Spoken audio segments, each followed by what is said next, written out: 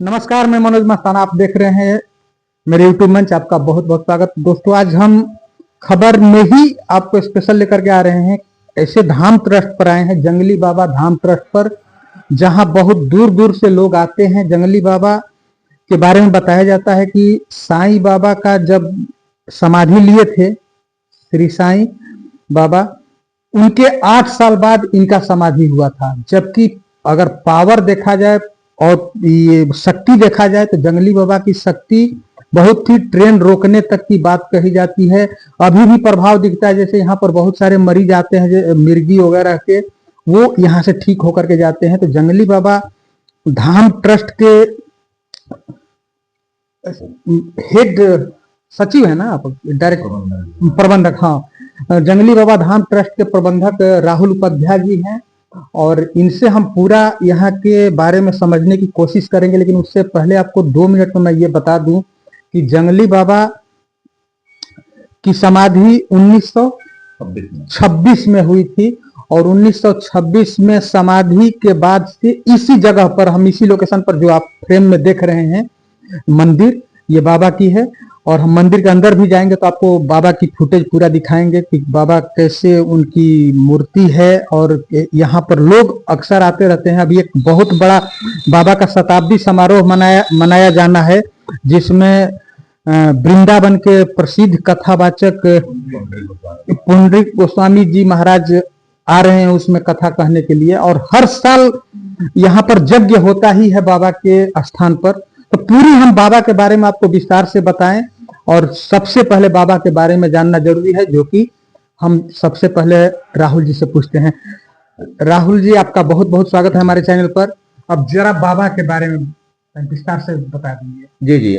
बाबा का जन्म का अभी कोई उसका अनुमान नहीं रहा कि बाबा का जन्म कब हुआ, परंतु ऐसा माना जाता है कि बाबा की अवस्था लगभग 90 वर्ष के जब बाबा थे, तब उन्होंने इस शरीर का त्याग किया था और समाधि यहीं गढ़वार में लिया था।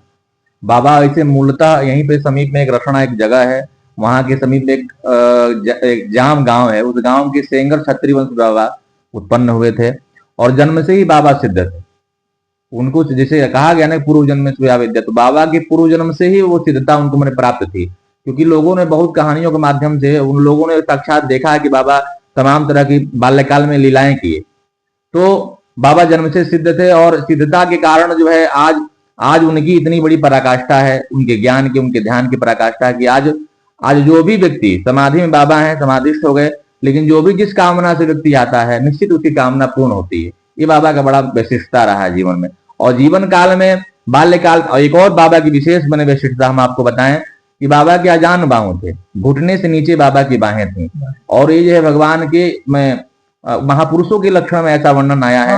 हम लोग सुने हैं कि घुटने से नीचे जिनकी बाहें होती है वो महापुरुष की श्रेणी में आते हैं। जैसे महात्मा गांधी का जी जी जी जी, महात्मा गांधी का था, भगवान प्रभु श्री रामचंद्र जी का था, उनका भी सुनने में आया, वर्ण शास्त्रों में वर्णन आया कि उनका भी अजान बाहु था। तो उस श्रेणी के बाबा रहे।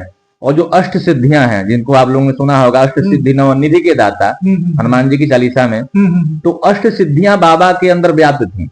अष्ट सिद्धियां उनको प्राप्त थी। अष्ट सिद्धियों में जैसे हम लोगों ने वर्णन जो सुना है कि अणिमा महिमा चैव गरिमा लघिमा तथा प्राप्ति प्रात्यामिषत्वम वशित्वम चाष्ट सिद्धियां। ये जो अष्ट सिद्धियां हैं, अणिमा यानी कि शरीर को छोटा कर लेना, गरिमा बड़ा कर लेना, लघिमा हल्का कर लेना, ऐसा करके महिमा भारी कर लेना। तो बाबा के ऐसे रूपों को लोगों ने साक्षात अपने आंखों से देखा है। अभी कठोणा में बाबा का, जहाँ पे संत श्री जंगली बाबा जी का वहां तपस्थली है, वहां पे सरयू जी बहा करती हैं। तो लोगों ने देखा कि बाबा नदी को ऊपर ऊपर पार किए जा रहे हैं।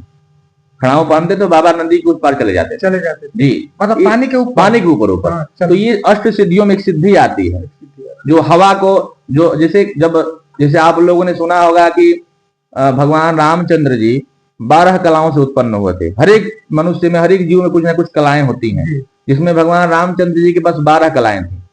भगवान श्री कृष्ण परिपूर्ण अवतार में आए थे तो उनके पास 16 कलाएं थी। आप देखिएगा, मैंने कर्तुम मैंने जो कुछ कर सकते हैं हम लोग, वो भी ईश्वर करते हैं। जो नहीं कर सकते हैं वो भी ईश्वर करते हैं। आज जो कोई नहीं कर सकता है वो भी ईश्वर करते हैं। वही सह ईश्वरा, वही ईश्वर है। तो वही परिपूर्ण अवतार में भगवान का प्राकट्य हुआ। तो वो जो कलाएं हैं, कलाओं के आधार पर श्रेणियां बनी हुई है, कौन किस श्रेणी का व्यक्ति हो सकता है। तो जो महापुरुषों की जो श्रेणियां होती हैं, वो 8 कलाओं 9 कलाओं से उत्पन्न होते हैं लोग। जैसे विवेकानंद हुए, रामकृष्ण परमहंस हुए, संत श्री जंगली बाबा जी महाराज हुए, ऐसे तमाम आप जो है संतों को देखिएगा तो वो कलाओं से उत्पन्न होते थे। तो इस तरह के उनके अंदर कला थी। तो जैसे जब हम 5वीं कला में, 6ठी कला में, 7वीं कला में जब हम प्रवेश करते हैं तो हमको जल पर नियंत्रण हो जाता है, फिर वायु पर नियंत्रण हो जाता है, अग्नि पर नियंत्रण हो जाता है। तो बाबा जहाँ सुदिष्ट बाबा के आश्रम में रहा करते थे, सुदिष्ट बाबा जी के गुरु जी थे, उनके आश्रम में बाबा जब शिक्षा ग्रहण करते थे तो अंग्रेजों का शासन काल था। उस शासन काल में अंग्रेज जो है आ गए बाबा को किन्हीं कारणों से पकड़ने के लिए। तो सुदिष्ट बाबा अपने आंखों से स्वयं देख रहे हैं कि बाबा हवन कुंड में प्रवेश कर गए, अग्नि में जलता हुआ हवन कुंड था, उसमें बाबा प्रवेश कर गए। और जब अंग्रेज चले गए तो बाबा 3-4 घंटे बाद निकले उसमें से। तो बाबा को अग्नि तत्व पर नियंत्रण था। जल तत्व के भी हमने वर्णन किया कि जल के ऊपर चला करते थे। वायु, कोई भी आशीर्वाद लेने आता था। एक घटना घटी थी, एक जो है एक कन्या थी, वो बहुत सुंदर गाती थी। तो बाबा से लोगों ने कहा कि बाबा बहुत अच्छा गाती है। तो बाबा ने कहा अरे बिटिया तू थोड़ा सुनाओ तो गाना बढ़िया। तो उसने कहा कि बाबा मेरा जीव जो है पका हुआ है, मैं गा नहीं पा रही हूँ, मैंने ऐसे बोल नहीं पा रही थी। तो बाबा ने कहा कि नहीं तुम सुनाओ, तुम यदि सुना दोगे तो निश्चित है कि तो जो जो गाना शुरू की क्यों उसके सारे विकार, सारे दोष जो है जितने भी रोग थे सब समाप्त हो गए क्षण भर, ज्यादा समय नहीं लगा। तो बाबा को वायु तत्व पे भी नियंत्रण था। जैसे स्पर्श कर लेते थे बाबा तो उसके रोग की व्याधि जो रोग था उसका शमन हो जाया करता था। ये बाबा का महात्मा रहा है जीवन। एक और चीज के बारे में कहा जाता है कि मुख्य तौर पर अभी इधर हम आ रहे थे तो कुछ लोग मिले, उनसे हम चर्चा की तो बता रहे थे कि बाबा समाधि लिए थे तो किसी की वजह से लिए थे। जैसे कि कौन नरेश, हथुआ नरेश के शायद बात कर रहे थे लोग। तो ये कहानी क्या है हथुआ? ये ऐसा है कि देखिए बाबा की चूंकि जो सिद्ध होता है वो प्रसिद्ध नहीं होना चाहता है। जो प्रसिद्ध होता है वो सिद्ध नहीं होना, वो हो ही नहीं पाता है। तो बाबा सिद्ध थे। बाबा ने कभी अपने रहते अपने जीवन में कभी भी अपनी प्रसिद्धि को नहीं व्याप्त होने दिया। जब जहां प्रसिद्धि बाबा की बढ़ी वहां से बाबा स्थान छोड़ दिया करते थे। लेकिन चूंकि प्रसिद्धियां जैसे फूलों का सुगंध है वो तो सर्वत्र व्याप्त है, आप कितना भी उसको रोकेंगे वो उसकी महक तो सर्वत्र बने आ जाएगा ना। हाँ, तो वही था जब बाबा की जब सिद्धि का जब प्रकाश होने लगा तो यह प्रकाश रानी तक पहुंच गया। हथुआ स्टेट, गोपालगंज जिले में एक हथुआ स्टेट पड़ता है। उस समय राजा रानी का शासन काल रहा करता था। तो हथुआ स्टेट के राजा रानी को यह बात पहुंच गई क्योंकि राजा रानी को वंश नहीं हो रहा था। जो रानी आती थी यहाँ पे, जो रानी ने यह मंदिर जो बनवाया, उनके अपने संतान के साथ तो आती थी परंतु उनको नाती नहीं हो रहा था। जो रानी आती थी उनको नाती नहीं हो रहा था। और बहुत महारानी जो है बहुत दुखी मन से विचार करती थी कि आखिर में हमारा वंश की वजह, क्योंकि इतना बड़ा साम्राज्य था, होगा तो कैसे, इतना साम्राज्य का कौन जो है अधिकारी होगा, कौन इसकी देख रेख करेगा। तो रानी बहुत चिंतित रहा करती थी। तो एक सिवान जिले में एक हरे राम ब्रह्मचारी जी हैं, उनके पास रानी गई क्योंकि शरण, देखिए संतों की ऐसी कृपा रही है ना कि संत यदि चाह दे तो अपने तपस्या के बल पे ब्रह्मा की लेखनी को मोड़ सकता है संत। उसके भाग्य में भी यदि नहीं रहेगा तो अपने तपस्या के बल पे संत जो है कई आप उदाहरण देखिए कि जो है कहीं ना कहीं लागू कर दिए हैं, उसके भाग्य को छीन करके और दूसरे में डाल दिए, ऐसा कई वर्णन आया है। तो वो लेखनी को मोड़ने का सामर्थ्य संत रखते हैं। तो हरे राम ब्रह्मचारी जी के यहाँ रानी गई और अपनी वेदना को, अपनी व्यथा को रानी ने कहा। तो रानी ने कहा, तो ब्रह्मचारी जी ने कहा कि देखो ऐसा है रानी कि मेरे अंदर वो सामर्थ्य नहीं जिस कामना से तुम यहाँ आई हो। तो उन्होंने कहा कि बलिया जिले में एक ऐसे सिद्ध संत महात्मा है जो ये चाहे तो तुम्हारे इस भाग्य को बदल सकते हैं। जो तुम्हारा भाग्य है, जो दुर्भाग्य है, उसको भाग्य में, सौभाग्य में परिवर्तित कर सकते हैं। तो तुम वहां जाओ। लेकिन वो सामान्य संत नहीं है, देखना वो जो है बहुत हठी संत है और वाणी उनकी बड़ी तेज है। हो सकता है कि तुमको अच्छे से उनका व्यवहार भी ना पसंद आए, लेकिन तुमको इस पर विचार नहीं करना है। यदि जिस गाली भी दे रहे हो तो तुम उसको बर्दाश्त कर लेना, और यदि ऐसा कर दोगी तो प्रारब्ध का भोग है, भोग भोगवाएगा और तुमको जो है कहीं ना कहीं उसका लाभ मिलना ही मिलना है। वो ब्रह्मचारी जी उनको समझा दिए रानी को। रानी आई और रानी, क्योंकि बाबा बड़े साधु हैं, उनको तो किसी धन वैभव से आसक्ति नहीं है उनके जीवन में। तो रानी को बड़े लोग बोलने के, अरे भाई तू क्या करे बड़े, मैं क्योंकि भोजपुरी भाषा थी, भोजपुरी में बाबा बोला करते थे, तो बोले क्या करे आयल बड़े या कौन लेकर तुम धैल बटे। लेकिन रानी जो कि जानते थे कि बाबा इसे भगाएंगे, लेकिन हमको भागना नहीं है। निरंतर रानी ने प्रयास किया और आती जाती रही। और एक ऐसा एक समय आया कि बाबा जब शरीर छोड़ने का उनका जब समय आया तो बाबा ने यहीं पे गणवार में समाधि लिया। और बाबा कहे कि हमारे न रहने के बाद मेरे शरीर में न रहने के बाद ही तुम्हारे यहाँ संतान होगा। और वो वहां और ऐसी कृपा लोग कहते हैं कि मदंतियां हैं, उनकी कृपा हुई और बाबा 1926 में यहाँ समाधिस्थ हुए और ठीक 1927 में रानी के यहाँ जब पुत्र रत्न की प्राप्ति हुई। ये बाबा की कहानी है और वही भक्ति का प्रतीक है। अब देखिए रानी की भी निष्ठा को मन मानना पड़ेगा, क्योंकि सामान्य आज के समय में क्या है कि तत्काल प्रभाव से, तत्काल भक्ति से लोग प्रभावित होकर के लोग कहीं जाते हैं और तत्काल भक्ति कारण यदि वहां कार्य नहीं होता तो वहां चले जाते हैं। लेकिन रानी की निष्ठा को मानना पड़ेगा कि देखिए इतनी अटूट निष्ठा थी रानी में कि बाबा समाधि ले लिए और रानी मंदिर बनवाना शुरू कर दी, क्योंकि रानी को तो पता नहीं था क्या हुआ क्या नहीं, लेकिन मंदिर जब बन के जो मंदिर पूर्ण हुआ तब तक रानी के यहाँ जो है पुत्र रत्न की प्राप्ति। तो ये निष्ठा, परम निष्ठा थी रानी के अंदर, उसका लाभ मिला और आज भी लोगों को लाभ मिलता है। आज भी निष्ठा के साथ आप बाबा की समाधि पे आइए और निरंतर रही, देखिए ना उसका लाभ मिले जो कि तो ये होता है, ये कृपा है। ये तो मैं खुद देखा हुआ हूँ यहाँ पर। एक बार याद है हम लोग बाबा की ही एक डॉक्यूमेंट्री फिल्म बना रहे थे, उस फिल्म के दरमियान हमारी रात में तबीयत खराब हो गई, लेकिन बाबा के यहाँ आके प्रणाम किए तो कोई दवा नहीं खाना पड़ा, ऑटोमेटिक ठीक हो गया। निश्चित निश्चित ये कृपा है। और देखिए कृपा अनुभव का विषय है और जब आप अनुभव करेंगे तो क्योंकि गुणातीत, इसको वर्णना माने शब्दों में हम वर्णन नहीं कर सकते और अनुभव जब जीवन का हृदय में जो रहता है वो अनुभव है। तो जो व्यक्ति जो यहाँ अनुभव करता है एक बहुत ही अच्छा, आप कोई भी व्यक्ति, हम तो चाहते हैं हर एक व्यक्ति यहाँ आते हैं, आप वहीं कहीं दूर दूर चले जाइए, लेकिन जितनी शांति इस स्थान में मिलती है, आप भी आए हैं कई बार, बिल्कुल बिल्कुल बिल्कुल, कितना शांति है, क्योंकि बाबा खुद का यहाँ तपस्या है, बाबा खुद यहाँ समाधिस्थ हुए और रात बिरात कभी भी आप आइए, इतना आनंद यहाँ आता है कि मत पूछिए। तो बहुत दूर दूर से यहाँ लोग आते हैं, अपनी कामना को जो है मांगते हैं और बाबा उनकी कामना को पूर्ण भी करते हैं। अच्छा, हम आखिर में हम चलेंगे क्योंकि हम लोग का अब ज्यादा समय हो रहा है। यहाँ पर जैसे महाराज जी बताइए कि लोग आते हैं बहुत तरह की बीमारी को लेकर के और कहते हैं कि प्रभाव होता है, लेकिन स्पेशली मिर्गी के बारे में बताया जाता है, इसकी सच्चाई क्या है? देखिए इसकी सच्चाई का अर्थ ये है कि देखिए बाबा के यहाँ तो जिस रोग व्याधि को लेकर व्यक्ति आता है, और आपसे हमने बताया कि बाबा पे जल पे, वायु पे, अग्नि पे नियंत्रण था, तो जिस भी कामना से व्यक्ति आता है वो उसका निश्चित है किसी भी रोग व्याधि को लेकर के आ रहा है तो उसका संबंध तो होता ही होता है। साथ ही साथ विशेष इसको देखा गया है, क्योंकि ये सच्चाई का अर्थ है कि किन कारणों से होता है, लेकिन विशेष इन सब रोगों में एक विशेष रोग है जिसको मिर्गी हम बोलते हैं। मिर्गी का कोई भी यदि व्याधि वाला रोगी यहाँ यदि आ जाए तो निश्चित है कि उसको लाभ मिल ही जाना है। उसका बाबा के यहाँ जल जो समाधि का पर जो स्पर्श करा करके उनको जल दिया जाता है, बाबा का बबूत दिया जाता है और उसका कुछ नियम है, कुछ संयम है। उन नियम संयमों का यदि पालन हम व्यवस्थित ढंग से यदि कर लेते हैं तो मेरा ऐसा मानना है कि अब तक जितने भी मिर्गी के पेशेंट यहाँ आए हैं, रोगी आए हैं, उसको पूर्ण रूप से लाभ मिला है यहाँ पे। जी हाँ, ये लोग बता रहे थे। और यहाँ पर हम आपसे भी, आप हमारे चैनल के माध्यम से जितने लोग देख रहे हैं सबसे कहना चाहेंगे कि अगर इस तरह की कोई आप अगर प्रॉब्लम फेस कर रहे हैं अपने घर में, अपने मोहल्ले में किसी को देख रहे हैं, तो उनको आप जरूर सजेस्ट करिए।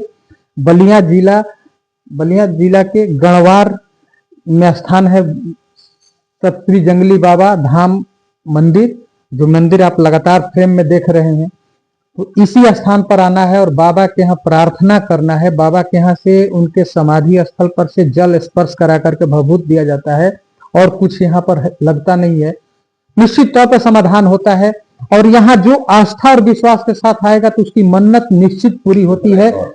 और एक चीज है जो हम इनसे चाहेंगे राहुल जी से कि महाराज जी हमारे बताएं। दूसरा और एक और यहाँ की स्थान की विशेषता है कि जो भी निसंतान है, जिसको संतान नहीं हो रहा है, संतान का अर्थ ही नहीं कि हम केवल पुत्र ही हो। लोगों को एक भ्रम होता है कि संतान यानी कि पुत्र नहीं, संतान का मतलब कोई भी हो, पुत्र हो पुत्री हो।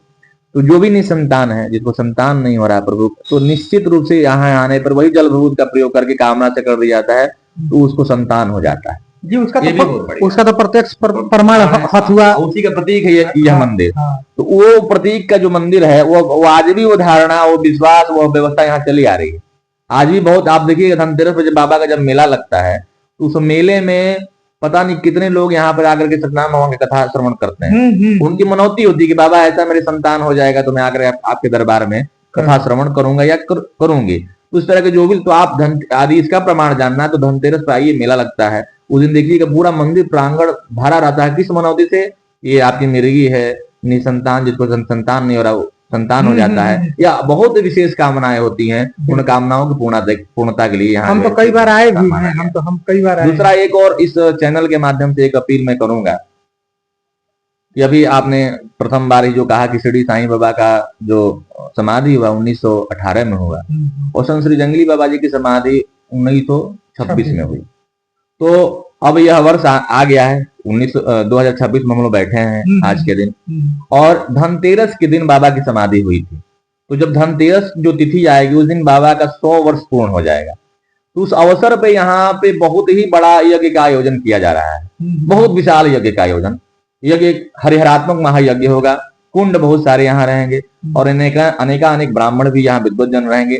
साथ ही साथ उस यज्ञ की सबसे बड़ी विशिष्टता क्या है, उस यज्ञ में राधा रमन मंदिर की जो ट्रस्टी है, वृंदावन में जो मंदिर है राधा रमन मंदिर, उसके जो ट्रस्टी हैं, जो मुख्य हैं, पंडित पूज्य पुंडरीक गोस्वामी जी महाराज, उनका श्रीमद् भागवत कथा उनके श्रीमुख से हम सब रसपान करेंगे।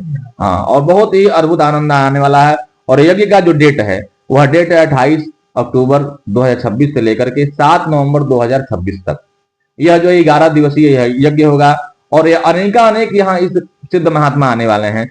हो सकता है जीयर स्वामी जी का भी इस कार्यक्रम में आगमन हम लोग जाकर निवेदन किए, शंकराचार्य जी का भी आगमन होने का जो है योजना बन रहा है। तो यहाँ एक प्रकार का महाकुंभ लगने वाला है। तो सभी क्षेत्रीय जनताओं से, जो भी इस चैनल के माध्यम से जो आपकी वीडियो देख रहे हैं, मैं चाहूंगा कि उस कार्यक्रम में आप लोग जहां कहीं भी रहें, इस कार्यक्रम में अपना एक समय निकाल करके निश्चित इस कार्यक्रम में उपस्थित होने की कृपा करें, और आए और निश्चित आप बाबा का आशीर्वाद दें। यहाँ पर निश्चित तौर पर आप आस्था और विश्वास के साथ आएंगे तो आपकी मन्नत जरूर पूरी होगी, क्योंकि ये एक बार नहीं बार बार आजमाया गया है। जैसा कि महाराज जी ने भी पहले बताया कि हथुआ महारानी आती थी और बाबा समाधि ले लिए, लेकिन उनको विश्वास था। समाधि के बाद उन्होंने मंदिर बनवाना शुरू कर दिया, और मंदिर जैसे तैयार हुआ तैसे उनके घर में पुत्र रत्न की प्राप्ति हुई। तो ये विश्वास ही था। और यहाँ पर जो भी विश्वास लेकर के आता है जंगली बाबा के धाम पर, उसकी मन्नत निश्चित पूरी होती है। और सब विशेष गुजारिश ये है कि आप इस यज्ञ का हिस्सा जरूर बनिए, जो धनतेरस पर शुरू हो रहा है। जिस रोज बाबा की शताब्दी समारोह मनाया जाएगा, उसी दिन 100 वर्ष बाबा का समाधि का पूरा होने वाला है। तो आप लोग इस यज्ञ में भरपूर लुत्फ उठाइए महाराज जी पुंडरीक गोस्वामी जी के कथा का, और बड़े बड़े देश के संत महात्मा साधु जो आ रहे हैं उनसे मिल करके आप उनका दर्शन कर सकते हैं, बाबा से अपनी याचना प्रार्थना कर सकते हैं। पूरी मन्नत आपकी निश्चित तौर पर पूरी होगी। और एक बार अंत में आप बोलिए श्री जंगली बाबा की जय। संत श्री जंगली बाबा की जय।